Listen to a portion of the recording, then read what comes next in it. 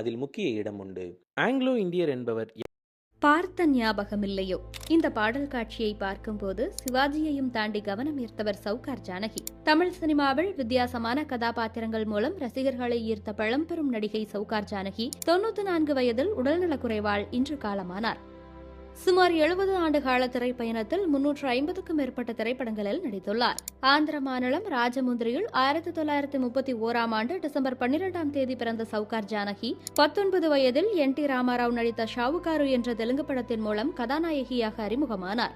அந்த படத்தின் வெற்றிக்கு பிறகு சவுகார் என்பதே அவரது அடைமொழியாக மாறியது.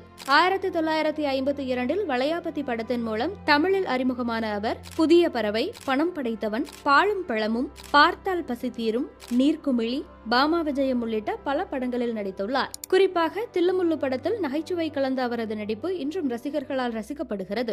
MGR, சிவாஜி கணேசன், ரஜினி